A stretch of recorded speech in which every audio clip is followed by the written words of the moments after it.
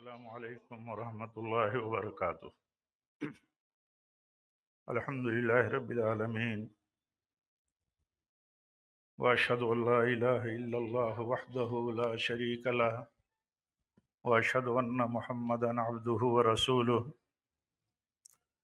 یا ایہا الذین آمنوا اتقوا اللہ حق تقاتہ ولا تموتن الا وانتم مسلمون۔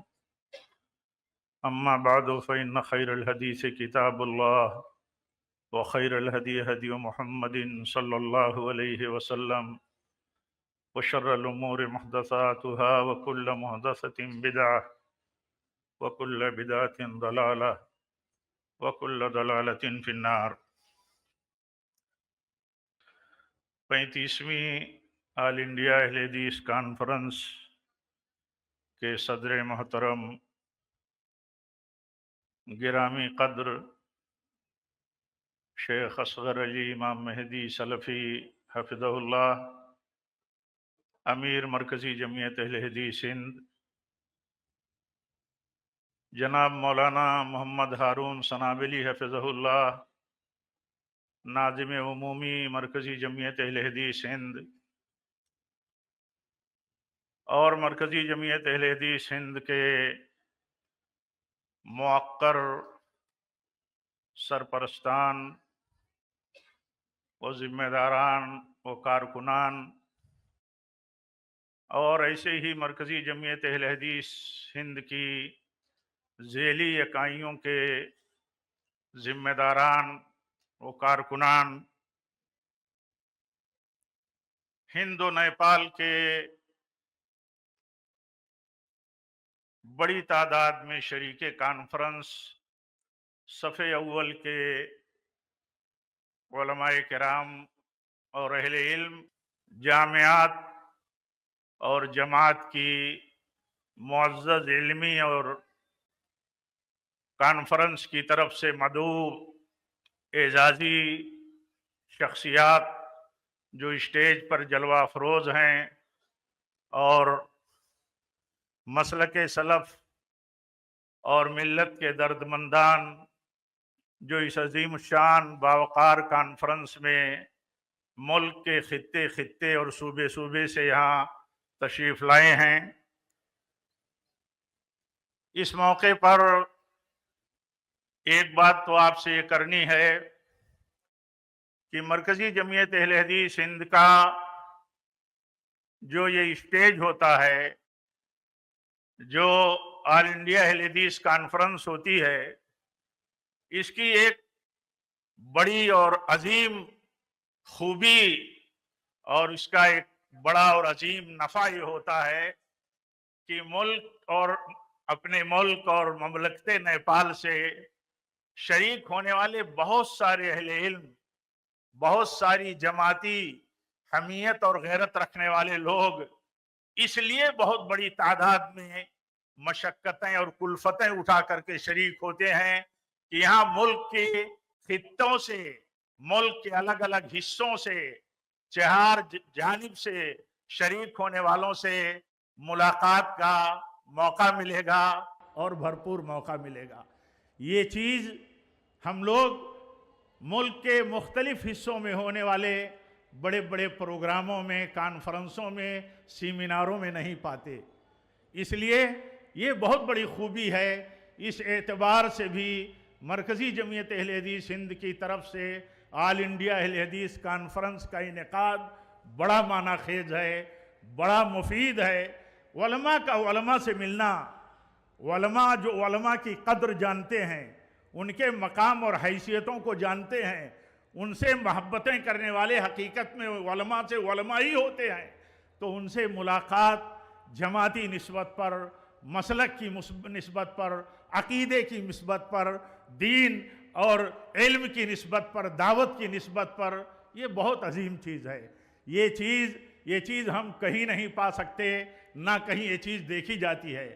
اگر میں یہ کہوں تو حق بجانب ہوں گا، شاید حق بجانب ہوں کہ ہمارے اپنے صوبوں اور علاقوں میں ہونے والی کانفرنسوں میں بھی ان علاقوں اور صوبوں کے لوگ اتنی تعداد میں نہیں شریک ہوتے जितनी बड़ी तादाद में मरकजी जमीयत अहले हदीस हिंद की ऑल इंडिया अहले हदीस कॉन्फ्रेंस में उन सूबों से लोग आकर के शरीक होते हैं।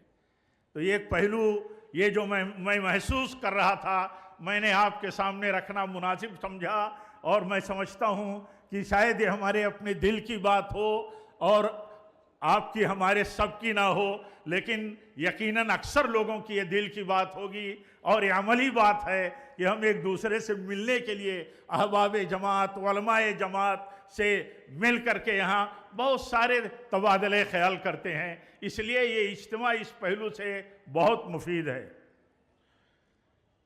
ये इज्तिमा जमात के प्लेटफार्म से, मरकज़ी जमीयत अहले हदीस के प्लेटफार्म से ये 35वां इज्तिमा है।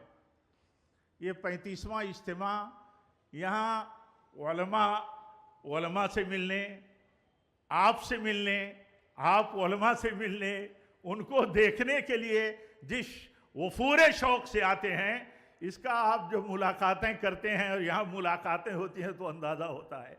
आज सोशल मीडिया के दौर में लोग एक दूसरे को सुनते रहते हैं, देखते रहते हैं स्क्रीनों पर, लेकिन मिलते हैं तो ऐसा लगता है कि लोग एक दूसरे से बिलमुशाफा मिलना चाहते हैं। ये बहुत बड़ी चीज़ है हमारे आपके अहले इल्म, उलमा और अहले जमात और जमीयत और आपके बीच में, ये बहुत बड़ी बात है। इसीलिए इतनी बड़ी तादाद में लोग जो हकीकत में मोहब्बत रखने वाले हैं जमात से और जमीयत से, वो शरीक होते हैं। ये जमीयत से मोहब्बत की दलील है। बहुत सारी मुश्किलात हैं सफ़र में और पहुंचने के बाद, लेकिन नहीं कोई परवाह करता है। हर आदमी की ज़ुबान पर मैं देखता हूँ यही बात होती है कि हमारी जमात से मोहब्बत है, हम जमात से अलग कैसे रह सकते हैं। अल्लाह का फजल है, 5 साल के एक बड़े वक्फे के बाद फिर हम आज यहाँ जमा हुए और एक दूसरे से मुलाकात और एक दूसरे से तबादले ख्याल और ये मोहब्बतों का जो सिलसिला बना, इसकी बुनियाद पर मैं मुबारकबाद देता हूँ मरकज़ी जमीयत अहले हदीस हिंद के अमीर मोहतरम और उनकी टीम को कि उन्होंने काफ़ी कोशिशें करके, मेहनतें करके इतने अजीम कॉन्फ्रेंस का एहतमाम किया है। अल्लाह ताला इखलास दे हम सबको और हम सब की कोशिशों को मुफीद और बराबर करे।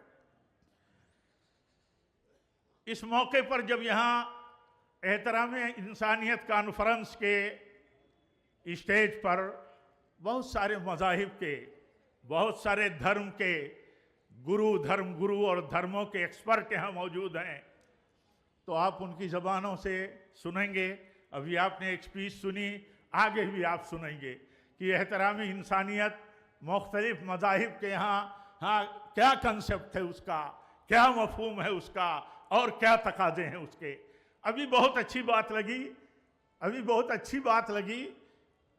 कि आपने कहा मुझसे पहले धर्म गुरु ने कि हम सुनने के बाद उसकी जो कुछ सुने उसको अपनी ज़िंदगी में अप्लाई करें। मैंने कहीं देखा इमाम इब्न तैमिया रहमतुल्लाह अलैह की एक बहुत अजीम बात, वो कहते हैं अहलुस्सुन्ना हम आलम बिल हक़ व अकरम बिल खल्क़। इमाम इब्न तैमिया रहमतुल्लाह अलैह फरमाते हैं अहले सुन्नत ये सबसे ज़्यादा हक़ का इल्म रखते हैं। सबसे ज़्यादा हक़ का इल्म अहले सुन्नत, और अहले सुन्नत जो हकीकत में अहलुल हदीस ही असल अहले सुन्नत हैं, इनके पास हक़ का इल्म सबसे ज़्यादा है दूसरों के मुकाबिल में, और ये मखलूक के साथ सबसे ज़्यादा करीम हैं, सबसे ज़्यादा अच्छा बर्ताव करने वाले हैं, सबसे ज़्यादा रहम करने वाले हैं, सबसे ज़्यादा उनके हुकूक को जानने वाले हैं, और सबसे ज़्यादा मखलूक का एहतराम दायरे में रहते हुए किस तरह करना है सबसे बेहतर ढंग से यही जानते हैं। तो मुझे बड़ा अच्छा लगा किसी तजर्बेकार, किसी एक्सपर्ट, किसी ग्राउंड के आदमी की यह बात होती है کہ جب وہ کوئی میسج دیتا ہے تو یہ کہتا ہے کہ یہ میسج انفارمیشن کے لیے نہیں ہے، صرف یہ میسج امپلیمنٹ کے لیے ہے، اس کی اپلائی ہونا چاہیے۔ اور اسی لیے میں یہ کہوں گا اپنے آپ سے، آپ سب سے، سارے موجودین سے، کہ اہل الحدیث ہی اصل اہل سنت ہیں اور یہی اصل اسلام والے ہیں۔ ہم اگر حقوق انسانیت کو جانتے ہیں اور اسی طرح حقوق اہل ایمان کو جانتے ہیں، اہل علم کو جانتے ہیں اور اسی طرح علماء کو جانتے ہیں، جماعت اور جمعیت کو جانتے ہیں، تو اس کو برتنا ضروری ہے، برتنا۔ معلومات کوئی چیز نہیں، معلومات میں تو مغضوب قوموں کے پاس سب سے زیادہ علم ہے۔ تو یہ اہم میسج ہے۔ اور 1 منٹ میں اپنی بات ختم کروں گا۔ ناظم اسٹیج آگے مجھے 10 منٹ کا وقت بارہ دیا تھا آپ نے، لیکن بہت تھا۔ میں تو درخواست کر رہا تھا اپنے ذمہ داروں سے کہ میرا وقت زیادہ مفید جن کو بولنا ہے انہیں دیا جاتا تو مجھے زیادہ خوشی ہوتی، لیکن کانفرنس میں شریک تھا اور حکم کا پابند ہوں تو مجھے حاضر ہونا پڑا۔ ایک بات اور کہوں گا، احترام انسانیت کے نام پر، احترام انسانیت ایک اسلام کا بنیادی پہلو ہے۔ اس کے تصور کو واضح کرنا، اس کے دائرے کار کو واضح کرنا اہل علم کی بنیادی ذمہ داری ہے، بلکہ فریضہ ہے۔ احترام انسانیت اسلام کا ایک بنیادی پہلو ہے، اس کے دائرے کار کو واضح کرنا بہت ضروری ہے، بڑا نازک پہلو ہے۔ موضوع جیسے وقت کے تقاضے کا سب سے اور بڑا بنیادی اور اہم موضوع ہے، ویسے اس کے پہلوؤں پر نظر رکھنا، غور کرنا، اس کو سمجھنا سمجھانا اس سے زیادہ اہم موضوع ہے۔ کہیں احترام انسانیت کے نام پر عقیدہ برباد نہ ہو، توحید برباد نہ کی جائے، ولا اور برا کے اصول کو ختم نہ کر دیا جائے اور کھیل بنا دیا جائے، احترام انسانیت اور رواداری کے نام پر دین کا تلاعب ہونے لگے۔ یہ بہت نازک مسئلہ ہے، اس لیے میں اپنے علماء سے، اپنے دعات سے، جماعت کے ملک اور بیرون ملک کے ذمہ داروں سے جو دعوت اور اسلام کی دعوت اور مزاج کی نزاکتوں کو سمجھتے ہیں، اس کے دائرے کار پر بات کریں تاکہ لوگ اور ہم سمجھ سکیں کہ احترام انسانیت کا معنی کیا ہے۔ دنیاوی مسئلوں میں، دنیاوی معاملات میں احترام انسانیت کا تقاضا یہ ہے کہ سب برابری ہو، عدل ہو، انصاف ہو، حسن سلوک ہو، اخلاق اور مروتیں ہوں، ظلم نہ ہو، کسی پر ظلم نہ ہو۔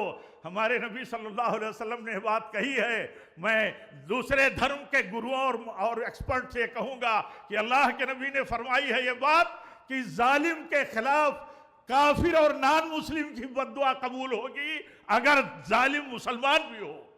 ظالم مسلمان بھی ہوگا تو غیر مسلم کی بددعا اس کے خلاف قبول ہوگی۔ اسی سے آپ سمجھ سکتے ہیں کہ اسلام کے ہاں انسانیت کے ساتھ عدل اور ان کے خلاف ظلم سے بچنے کی کتنی بنیادی تعلیم ہے۔ اور ایک بنیادی تقاضا جو میں کہنا چاہوں گا وہ چھوڑا نہیں جا سکتا، انسانیت کے احترام کا تقاضا یہ ہے کہ انسانیت کے فلاح و بہبود کی بات ہو، اور انسانیت کے فلاح و بہبود کا انحصار ایک اوپر والے اللہ کی عبادت اور توحید میں منحصر ہے۔ یا ایھا الناس قولوا لا الہ الا اللہ تفلحوا۔ انہی کلمات پر میں بات اپنی ختم کرتا ہوں۔ دوبارہ مبارکباد دیتا ہوں مرکزی جمعیت اہل حدیث کے ذمہ داروں کو، بالخصوص امیر محترم کو اور سارے لوگوں کو، کہ اللہ آپ کی کوششوں میں برکت عطا فرمائے، ہم سب کی حاضری کو اللہ تعالیٰ قبول فرمائے۔ وآخر دعوانا ان الحمدللہ رب العالمین، والسلام علیکم ورحمۃ اللہ وبرکاتہ۔